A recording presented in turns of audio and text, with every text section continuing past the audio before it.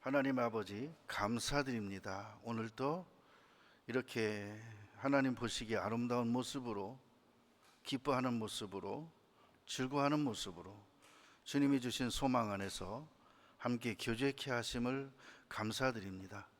진정한 하나님과 예수님과 성령님과 우리가 하나된 진정한 교제가 말씀 속에 이루어지게 하시고, 말씀 속에 진실한 하나님의 뜻과 계획과 하나님의 성품과 그의 나라와 그의 의를 우리 마음속에 두고 함께 떡을 떼는 마음으로, 함께 포도주를 나누는 마음으로 이 즐거움에 동참케 하심을 감사합니다. 저들 삶의 이 기쁨, 이 즐거움 영원하게 하시고 저들 마음속에 두신 소망이 새롭게 해 주옵소서. 예수님 이름으로 기도드립니다. 오늘 신앙고백 네 번째 시간으로 빌라도에게 고난을 받으사 십자가에 못 박혀 죽으시고 이랬어요. 자, 빌라도에게 고난을 받으셨다. 왠지 아십니까? 이스라엘 자체적으로는 사형을 언도할 수 있는, 재판할 수 있는 권한이 없습니다. 예를 들어서 우리나라가 한인합방 시절에 우리나라에는 분명히 법이 있고 여러 가지가 있었지만 우리나라 자체 경찰서에서 사람을 잡아들이거나 재판하거나 할 수 없습니다. 어디서 하죠? 일본 총독부에서. 거기서 재판하고 거기서 사형 선고를 내려요. 그리고 우리나라 경찰서도 있습니다. 우리나라 경찰서는 철저히 일반 총독부의 지시하에 움직입니다. 자체적으로 사형 선고 내릴 수가 없습니다. 그래서 그때 당시 억울하게 사형당한 사람들이 전부 총독부에 의해서 사형 선고를 받고 죽었습니다. 그럼 그때 죽은 사람들이 우리 대한민국 경찰한테 고난받고 재판받아 죽었습니까? 그렇게 말하는 사람 한 사람도 없습니다. 근데 기독교만, 예수님이 분명히 빌라도에게 고난을 받으셨는데 아니래요. 유대인에게 고난을 받았대요. 근데 성경에 예수님을 책짓질하고 때린 사람들은 유대인들이 아니었습니다. 장로들이 아니었습니다. 유대 총독부 본디오 빌라도가 채찍질했고, 빌라도가 때렸고, 빌라도가 사형 선고를 내렸고, 빌라도가 십자가에 유대인의 왕이라는 죄표를 직접 자기가 손으로 못 박았다 그랬어요. 누가 했다고요? 빌라도가. 근데 이걸 싹 빌라도를 감춰버리고 유대인에게 고난을 받았다고 그렇게 말합니다. 신앙 고백은 이 초대교회 때부터 있어졌던 것들이고, 이것들은 세례받을 때 나는 이런 신앙, 나는 이런 믿음, 난 이렇게 믿습니다라고 신앙 고백을 하고 받고 세례를 받았었습니다. 그렇게 시작된 것이 신앙 고백입니다. 근데 이것이 어느 날 갑자기 사도들이 신앙 고백한 거라고 이렇게 엉뚱하게 붙여가지고는 이걸 사도신경이라고 말합니다. 아닙니다. 사도신경이 아니라 성도들이 하나님 앞에 자기 신앙을 고백하는 신앙 고백입니다. 그래서 본디오 빌라도에게 고난을 받으사 맞습니다. 자, 누가복음 23장 보겠습니다. 마태복음 27장. 마태복음 27장 1절입니다. 새벽에 모든 대제사장과 백성의 장로들이 예수를 죽이려고 함께 의논하고 결박하여 끌고 가서 총독 빌라도에게 넘겨주니라. 이때 당시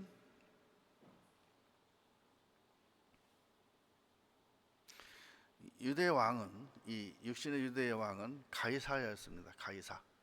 디베리오 가이사야예요. 이 가이사라는 사람이 왕으로 있은 지 수십 년 됐을 때예요. 그리고 그곳에 빌라도라고 하는 유대 총독이 있었습니다. 그리고 그 밑에 헤롯 갈릴리 분봉왕이 있었습니다. 헤롯. 근데 유대 총독 빌라도와 갈릴리 분봉왕 헤롯이 상당히 사이가 안 좋아서 서로 원수였다 그럽니다. 원수. 말년 병장과 물하사라고 하는 단기 하사가 군대에 오면은 하사가 계급은 높은데 짬밥은 병장이 높아요. 그러니까 병장한테 하사가 단기 하사가 쪽을 못 써요. 군대 생활 해봤어야지. 그러니까 군대에서 가장 사이가 나쁜 관계가 단기 하사하고 말년 병사하고 말년장 병장하고. 그러면 그 밑에 병사들이요, 단기 하사 말을 듣느냐 병장 말을 듣느냐? 병장 말을 들어요. 그리고 단기 하사가 뭐 말하면 너 그 말 들으면 다 죽어? 그럼 단기 하사가 명령 내려도 말 안 들어요. 그러니까 단기 하사가 막 죽으려고 그래요. 서로가 원수예요. 그런 형태라 이 말이에요. 분명히 기록되어 있죠. 총독 빌라도에게 넘겨줬대요. 뭐 하려고? 예수를 죽이려는 뜻으로. 근데 여기서 빌라도가 예수님에게 죄를 찾지 못했다면 자기 권한으로 놓아주면 끝납니다. 재판해 보려고 쭉 유추해 봤더니 죄가 없습니다. 사형을 내릴 만한 죄가 하나도 없습니다. 그러면 나는 죄를 찾지 못하노라, 내가 아는 법안에서는 이를 사형할 수 없다, 무죄 하고 판결해 주면은 누구도 예수님을 죽일 수 없습니다. 근데 뭐라고요? 난 모르겠어. 분명히 내가 알기는 죄가 없는데 예수님 죄값을 네가 당하라. 그러고는 사형하고 땅 내렸다는 거예요. 무슨 짓거리입니까 이게? 자, 누가복음 23장 보겠습니다.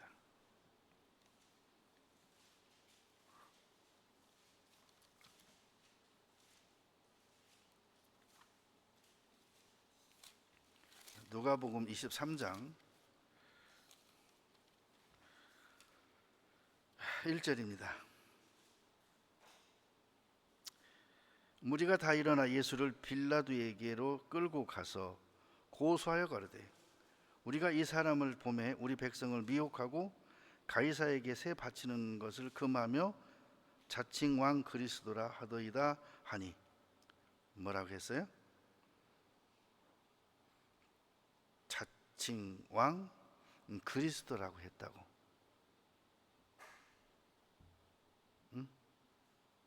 근데 뭐라고 했어요? 가이사에게 세 바치는 것을 금했대요. 성경에 예수님이 가이사에게 세금 내는 것을 금한 적 없습니다. 뭐라 그랬죠? 가이사에게 내는 세금은 가이사에게 내고 하나님께 드리는 헌금은 하나님께 드려라. 하나님께 헌금했다고 세금 안 내면 안 된다. 가이사에게 세금 냈다고 하나님께 드리는 헌금 안 내면 안 된다. 가이사의 것은 가이사 것이요, 하나님 것은 하나님 것이다. 분명히 그렇게 가르쳐 줬습니다. 근데 뭐라고요? 가이사에게 내라는 것은 싹 빼고 예수님께만 돈 가져오라 하겠다고 도둑놈이라고 세금을 내지 말라고 했다고 죽여달라고 했다는 거예요. 근데 이거를요, 유대의 위정자들이 예수님을 결박하고 끌고 빌라도에게 가서 이렇게 고소했다는 거죠. 반대해야죠. 어떤 에게 무고를 받아서 예수님이 이렇게 하지도 않은 것을 했다고 해서 고소를 당했습니다. 그럼 유대인들이 전부 일어나서 오해입니다. 예수님은 그렇게 말씀 안 하셨습니다. 예수님은 분명히 가이사에게 세금 내라고 분명히 말했습니다. 여기 수천 명이 다 들었습니다. 그래야 되는데 뭐라고요? 반대로 내지 말라겠다고 죽여달라고 사형 선고 내려달라는 거예요.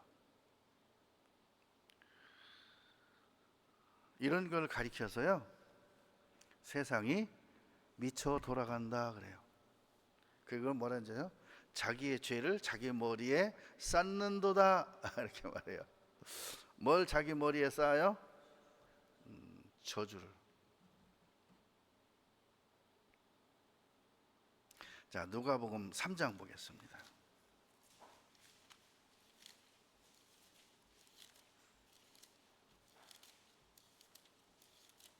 누가복음 3장 1절에 디베로 가이사가 위에 있은 지 15해, 그러니까 가이사가 왕이 된 지 15년이 됐습니다. 곧 본디오 빌라도가 유대의 총독으로 있을 당시, 그때 헤롯이 갈릴리 분봉왕으로 있었어요. 그리고 헤롯의 젖동생 빌립이 이두레와 드라고니 지방의 분봉왕이었어요. 이게 형보다 동생이 두 고을을 더 차지한 분봉왕이었어요. 그리고 루사니아가 아빌레네의 분봉왕으로 안나스와 가야바가 대제사장으로 있을 때, 요때 이뤄진 일들이에요. 요때.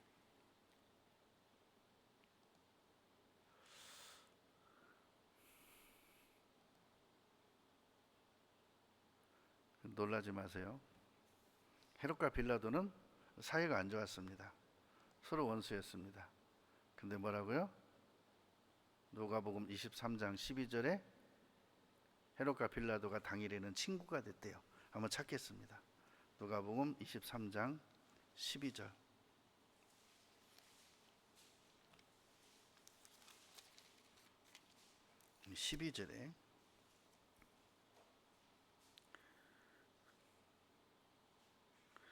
헤롯과 빌라도가 전에는 원수이었으나 당일에는 서로 뭐가 됐어요? 아주 죄 짓는 데는요 친구가 됩니다. 그래서 마귀와 사탄이 예수님 앞에 서면 둘이 친구 되버려요. 예수님을 대적하는 데는. 종교인과 세상인이요, 세상 사람들이 종교인을 되게 욕합니다. 근데 예수님 핍박할 때는 종교인과 세상 사람이 친구가 돼요. 교회를 핍박할 때는 그렇게 해요. 참 신기한 일입니다.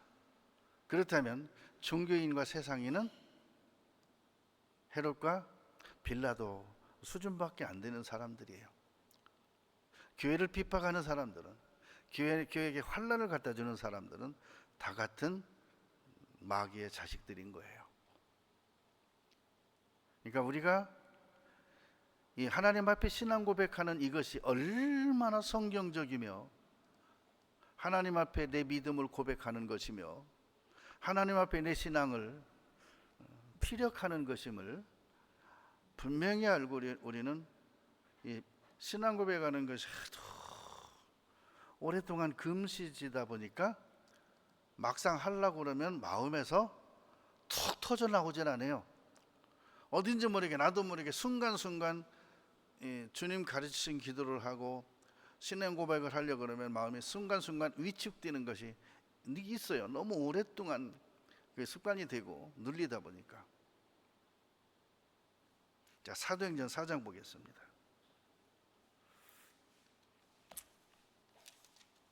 자, 사도행전 4장 27절에 과연 헤롯과 본디오 빌라도는 이방인과 이스라엘 백성과 합동하여 하나님의 기름 부으신 거룩한 종 예수를 거스려 이랬어요.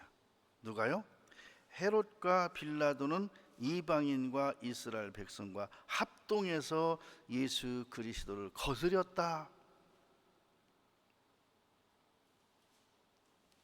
우리가 성경 많이 읽었습니다. 근데 이런 성경 기절은 그냥 읽을 때 눈으로 읽고 지나가 버리고 그냥 이렇게 바람과 함께 스쳐 지나가듯이 읽어버렸기 때문에 이런 성경 기절이 있었다는 것조차 기억이 거의 안 나더란 말입니다. 얼마나 우리가 영적으로 손해보고 살았습니까? 이런 것들이 얼마나 중요한 말씀인데 정적 중요한 말씀과 핵심적인 말씀들은 전부 가리워지고 덮어놓고 그러고 살았던 것이 종교였던 거예요. 본디오 빌라도에게 고난을 받으사 십자가에 못 박혀 죽으시고, 저는요 예수님을 채찍질한 사람들이요 눈으로 영화를 볼 때는 분명히 로마 병정들이었어요. 그죠? 로마 병정들이 예수님에게 채찍질했어요. 근데 그걸 보면서도 머릿속에 뭐라는지 아세요? 유대인들이 저렇게 했다고 이렇게 이해하는 거예요. 눈으로 보면서도 누구에게 예수님이 고난받았다고? 유대인에게. 그 말이 돼요? 눈으로 보면서도 유대인에게 고난받았대요. 분명히 로마 병정에게 맞았는데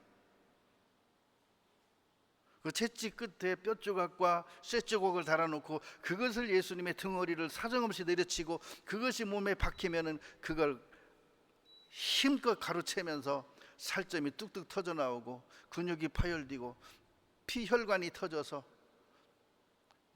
그렇게 쇼크 상태까지 가도록 때린 것이 로마 병정인데 우리는 뭐라고 말하냐? 눈으로 보면서도 유대인에게 고난을 받았다라고 말했던 거예요.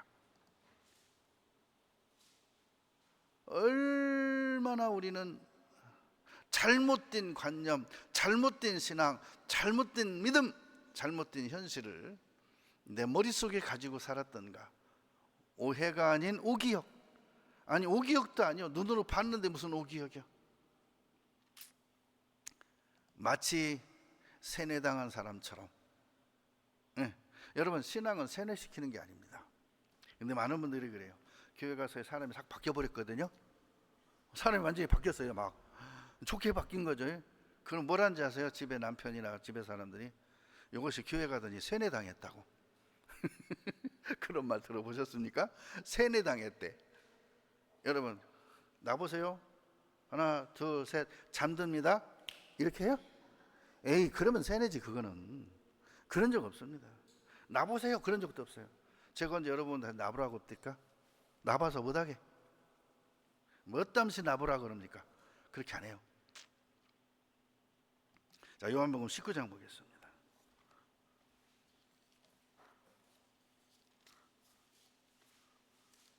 자, 요한복음 19장 1절. 이에 빌라도가 예수를 데려다가 뭐 하더라?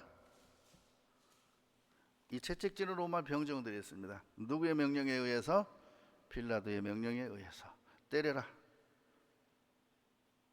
몇 대 때릴까요?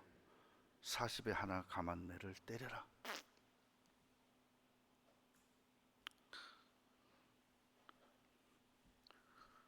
분명히 빌라도가 예수님을 고난을 주라고 채찍질하라고 그 망나니 이들에게 시킨 거예요. 근데 더 얼마나 웃긴지 아세요? 10절 보겠습니다. 빌라도가 그러되 내게 말하지 아니하였느냐? 내가 너를 놓을 권세도 있고 십자가에 못 박을 권세도 있는 줄 알지 못하느냐? 자, 빌라도에게 뭐가 있어요? 예수님이 무죄라고 하면은 무죄 선고할 권리도 있고, 죄가 있으면 십자가에 못 박을 권리도 있다, 권세도 있다. 분명히 말했습니다. 근데 죄 없는 예수님을 십자가에 못 박으라 하는 권세는 불법입니다. 그죠? 불법으로 예수 그리스도를 사형 선고 내린 거예요. 합당치 않은 거예요. 천지가나 이런 재판은 없습니다. 빌라도에게 애매히 고난을 받으셨습니다. 죄 없이 고난을 받으셨습니다. 여러분, 죄가 있어서 맞으면요 그러려니 하고 맞으니까 덜 아플 거예요. 근데 죄 없이 맞으면요 더 아파요. 물어볼게요. 아무 생각 없이 발등 딱 찍히는 거하고 눈으로 보면서 찍는 거하고 어느 게 더 아플까? 자, 손끝이 뭐 하다가 싹 찔리는 것과 일부러 놓고 바늘로 찌르는 거하고 뭐가 더 아플까? 에? 그냥 보는 데서 찔르는 건요 여기도 아프지만 여기도 아파요. 여기도 아프고 막 온 피부가 다 으쓱으쓱 막. 그죠? 간지럼 태워보셨어요? 간지럼? 간지럼을 태우면요, 처음에는 막 간지러하다가 나중에는요 간지럼을 태고 이렇게 하죠. 그러면 여기 피부가요 이릅니다. 보셨어요? 이따 저녁에 가서 이제 집에서 해봐. 진짜 그렇게 된 거 아니라. 간지럼을 태우려고 손이 오면요 이 피부가 막 움직이 도망가려고 간지럼 거 알아갖고. 근데 아무 생각 없을 때 간지럼 때는 막 아 하고 끝나는데요, 이러면요 막 더 간지러워. 예수님의 고난이 그런 거예요. 이분은 그렇게 될 줄 미리 아셨고, 십자가의 고난을 내가 받아야 될 걸 아셨고, 십자가에 죽으실 걸 아셨고, 빌라도에게 억울한 재판을 받아 십자가에 죽어야 될 애매한 고난까지도 알고 받으신 거기 때문에 얼마나 아팠을까요? 분명히 빌라도가 자기 입으로 말했습니다. 나는 정확한 재판을 통해서 죄가 있으면 사형 선고 내릴 것이요, 없으면 놓아줄 수 있어. 나에겐 재판권이 있어.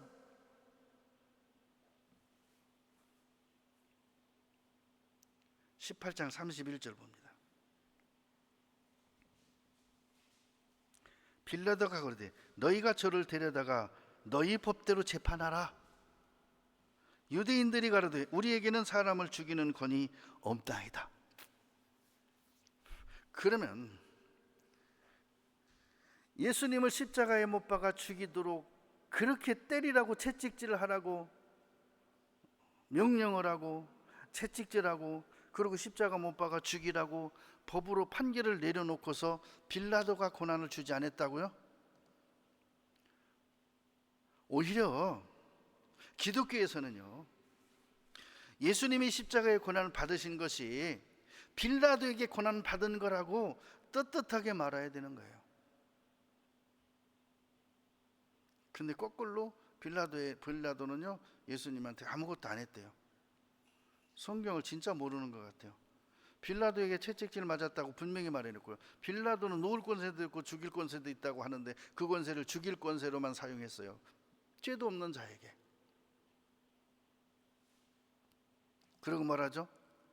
재판권이었는 사람들이요 이렇게 판결해 주세요 이렇게 판결해 주니까 그들이 소리치는 대로 판결해 줬대요. 성경에 그렇게 나와요. 분명히 죄가 없는 줄 알아요.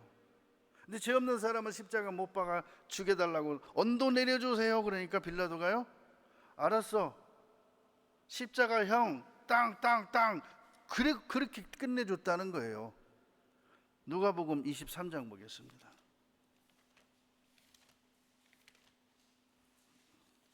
누가복음 23장 24절. 이에 빌라도가 저희의 구하는 대로 하기를 뭐하고? 선고를 내렸어요. 언도하고 저희의 구하는 자 곧 밀란과 살인을 인하여 옥에 갇힌 자를 놓아주고, 반대로 죽일 놈은 놓아주고 살릴 분은 십자가를 못 박아 죽이라는 거예요. 예수를 넘겨주어 저희 뜻대로 하게 하니라. 이게요 바라바라고 하는 폭도가 있었어요.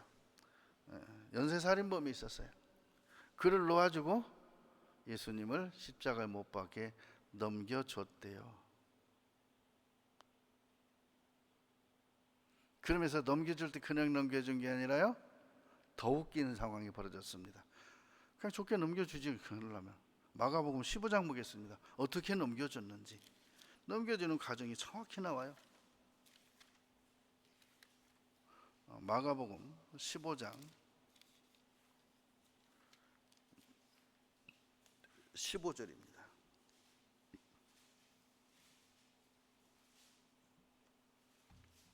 자, 빌라도가 고소하는 무리들에게 만족을 주고자 하여 바라보는 놓아주고, 예수는 어떻게 했다고요? 그냥 넘겨준 게 아니라 한 번 더 때리라고 그랬대요. 채찍질하고 십자가에 못 박히게 넘겨주니라. 그냥 넘겨준 게 아니에요. 채찍질 한 번만 한 게 아니에요.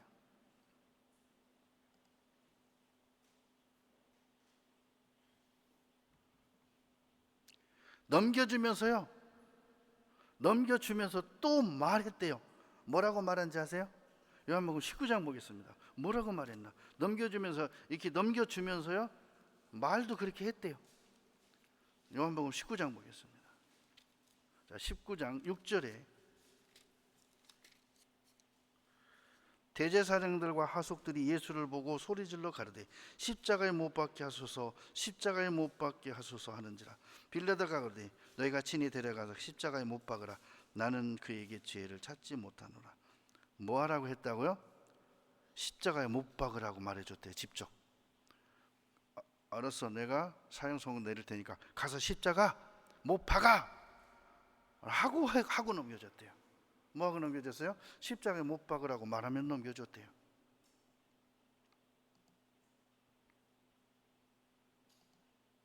그래서 예수님이 십자가에서 고난을 받으시고 운명했습니다. 그랬더니 뭐라는지 아세요? 빌라도가 파수꾼을 파송하면서요, 무덤을 굳게 지키라고 그랬대요. 썩을 저기였으면 해버렸을 텐데, 여기라서. 무덤도요, 로마 병정들이 아니 죽은 시체가 들이는 무덤을 뭐하러 지켜요? 뭐라는데요? 힘대로 굳게 지키라 그랬대요. 파수꾼을 특별히 파송해서. 이 빌라도가 얼마나 나쁜 노예미엄인지 아세요? 빌라도에게 고난을 받으사 십자가에 못 박혀 죽으시고, 정확한 겁니다. 마태복음 27장 보겠습니다.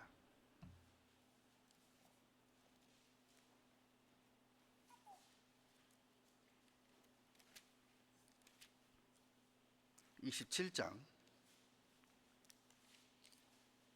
65절입니다.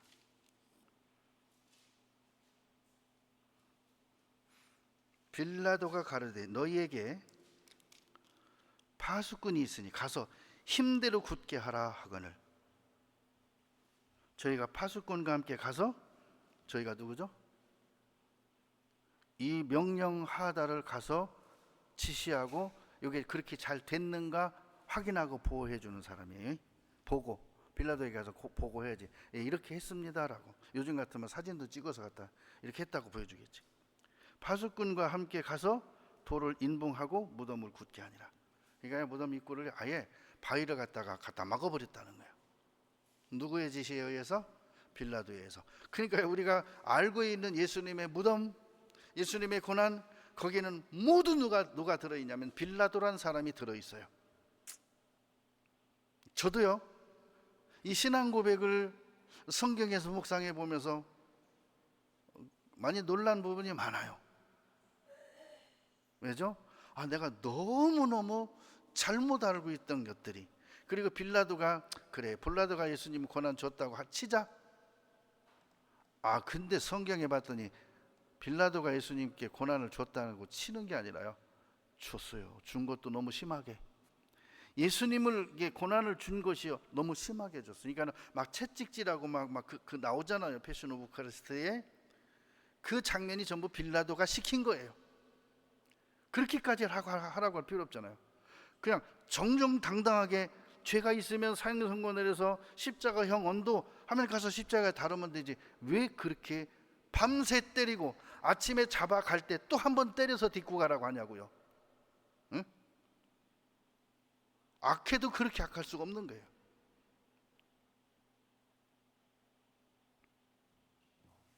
자, 요한복음 19장 봅니다.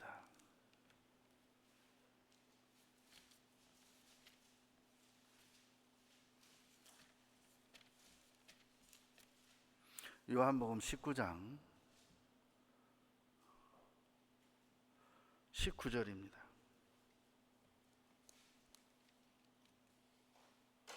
빌라도가 패를 써서 십자가 위에 붙이니 나사렛 예수 유대인의 왕이라 기록되었더라.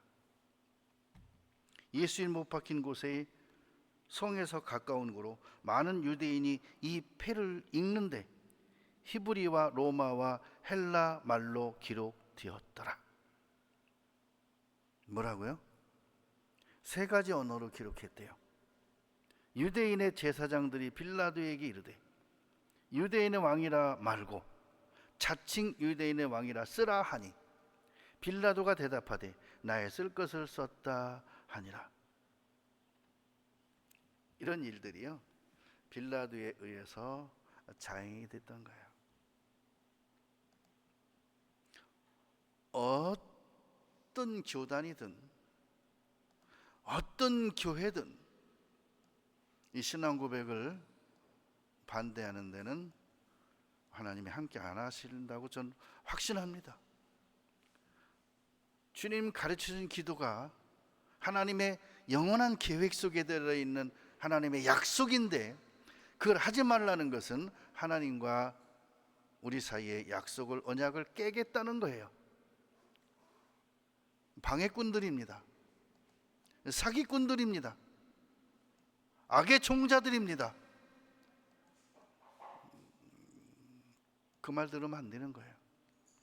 예수님 뭐라 그랬죠? 이렇게 기도하라. 그리고 교회가 시작 때부터요, 이 신앙 고백을 통해서 하나님 앞에 거듭난 사람들, 죄 사함 받은 사람들이 세례를 받을 때 이 고백을 했던 거예요. 이 고백 없이요, 자 여러분, 결혼할 때 신랑 신부의 고백도 있죠. 청혼할 때 남자가 여자한테 반지 주며 청혼할 때 내 알라도 그 말 말고, 응? 내가 당신을 이렇게 사랑하고 이렇게 할 테니까 나와 결혼해 주세요 하잖아요. 근데 거짓말이라도 이런 말 하죠. 평생 손에 물 안 묻히게 해줄게, 눈에 눈물 안 나게 해줄게. 그러니까 평생 눈물을 쏟게 만들죠. 그죠? 평생 손에 물 묻히고 살게 해요. 굳은 일은 다 마누라 시켜요. 지는 아내 굳은 일은. 힘든 일은 다 마누라 시켜. 그 지는 뒤에서 쳐다보고 있어. 그럴지라도 청혼할 때는, 그러면 여러분, 결혼하고서 그렇게 산다면 이 사람이 청혼할 때 말이 거짓말이었어요, 참말이었어요? 대답해봐요. 거짓말이었어요, 참말이었어요? 참말인데 그 참말이 3개월을 못 간 것 뿐이지. 그땐 진심이었거든. 근데 그러더라고요, 누가. 그건 진심인데 순간 먼 것이 이렇게 분비가 돼서, 우리 속에는 수많은 물질이 분비되는데 그 분비이 되는 순간 자기 본성을 거스리고 본질을 거스리고 그렇게 미친 소리를 한대요. 근데 그게 진실이래요. 근데 3개월 지나면요, 제정신이 들어가지고 그때부터는 또 이제 제정신이 원래 자기대로 한대요. 그러니까는 살면서 막 그렇게 하는 것이 원래 그 사람의 본성인데, 그 청혼할 때 그때 순간 다른 물질이 나와가지고 사람이 순간 헷가닥해서 진실한 말이 햇소리 같이 나왔던 거래. 그러니까 처음에 할 땐 그랬는데 지금은 사람 이래요. 그러면 아니, 그 사람이 원래 그런 사람이었는데 순간 그때는 사람이 좀 바뀌었었던 거라고 그런데요. 한번 물어볼게요. 예를 들어서 우리가 세례 받을 때 이렇게 신앙 고백을 하고 세례를 받았어요. 자, 이제 그러고 신앙생활 합니다. 얼마 만에 옛날 사람으로 돌아가죠? 얼마 만에? 세례 받을 때 그 고백이 거짓말이었을까요? 가짜였을까요? 진실한 말입니다. 근데 여기가 3, 4개월 지나면요, 진실은 어디 가고 본실만 나와요. 본성만 나와. 갖고 그때 당시 고백했던 것들은 옛날이요, 그러고 지금부터는 현실이야, 그러고 사는 거죠.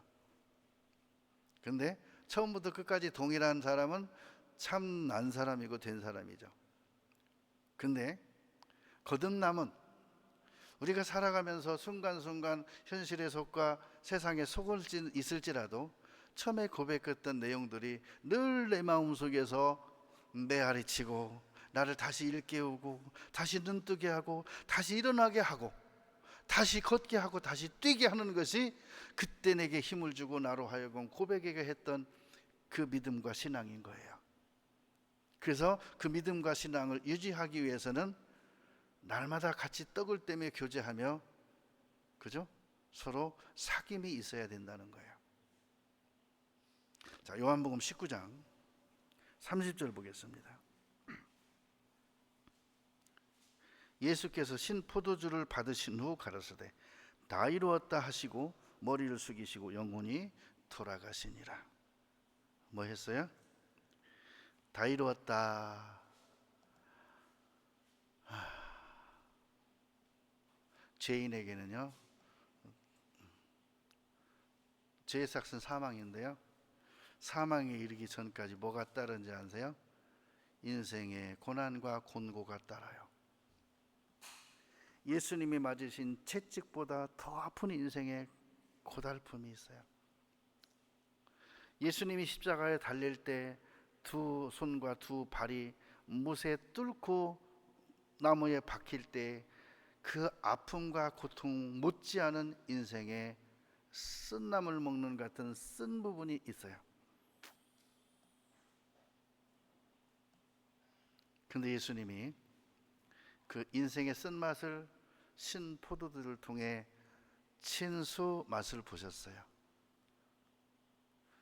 자, 해용이란 것은 묽게 쓸개입니다. 그냥 쓰기만 한 게 아니라요, 역겨울 정도로 비린내가 나요.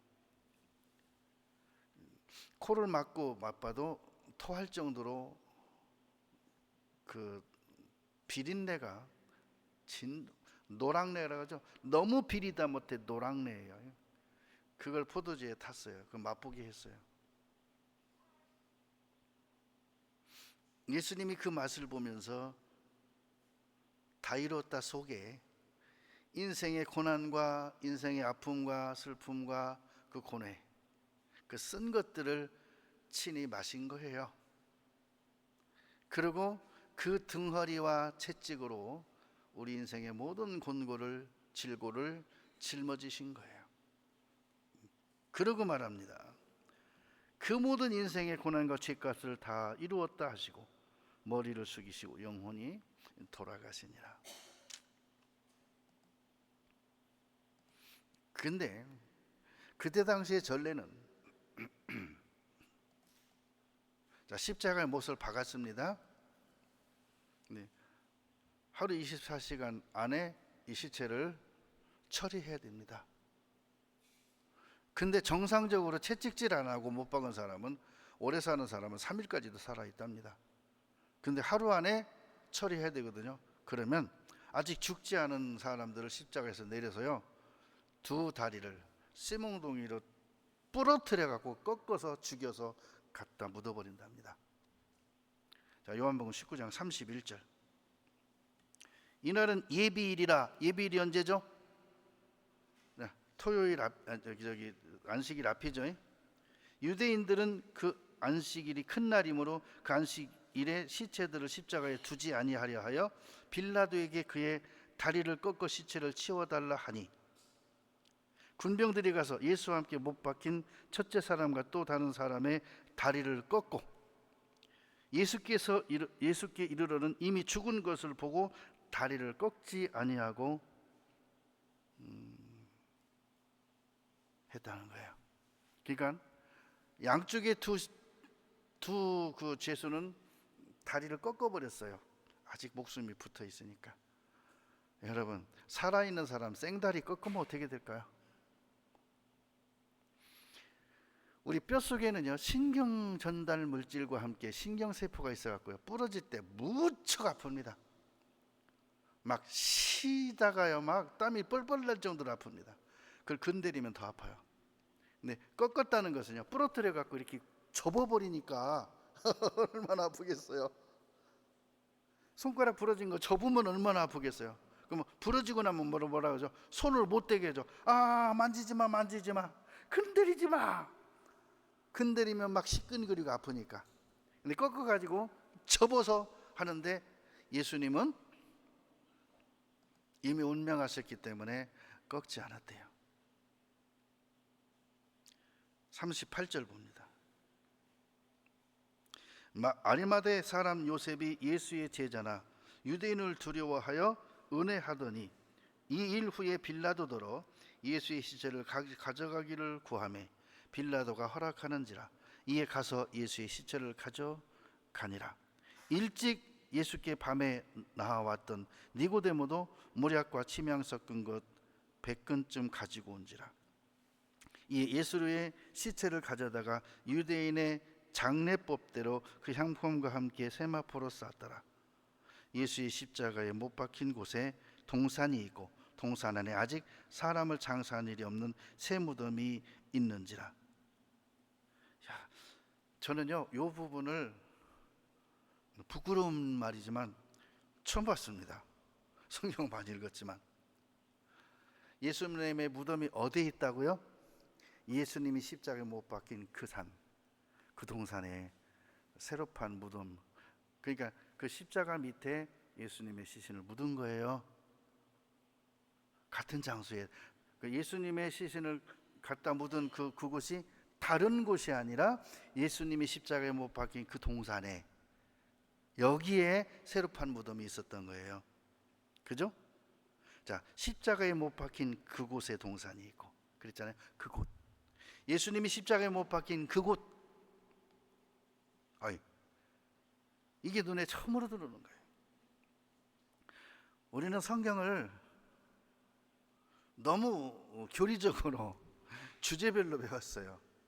성경은 주제별로 배우는 게, 이 성경이 전체 주제가 예수 그리스도인데 무슨 다른 주제를 세워놓고 예수 그리스도를 이 주제 저 주제에 맞춰서 합니까?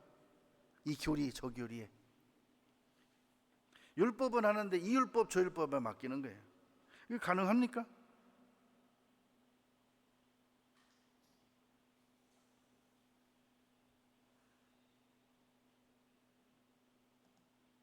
이사야 53장 5절 봅니다.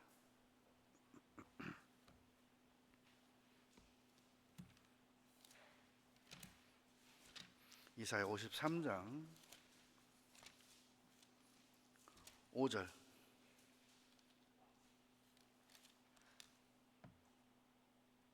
그가 찔림은 우리의 허물을 인함이요 그가 상함은 우리의 죄악을 인함이라. 그가 징계를 받음으로 우리가 평화를 누리고 그가 채찍에 맞음으로 우리가 나음을 입었도다. 우리는 다 양 같아서 그릇 행하여 각기 제 길로 갔거늘 여호와께서는 우리 무리의 죄악을 그에게 담당시키셨도다. 그래서 로마서 6장 10절에는요 그의 죽으심은 죄에 대하여 단번에 죽으심이요 그의 살으심은 하나님 앞에 살으심이니라고 했습니다. 그렇습니다. 신앙 고백, 하나님 앞에서의 절대적인 부분입니다. 이 부분을 잘 생각하면서 우리 남은 삶을 살았으면 좋겠습니다. 5분간 쉬었다가 성찬식 하겠습니다. 잠깐 물도 마시고 5분 쉬었다가 성찬식 하겠습니다.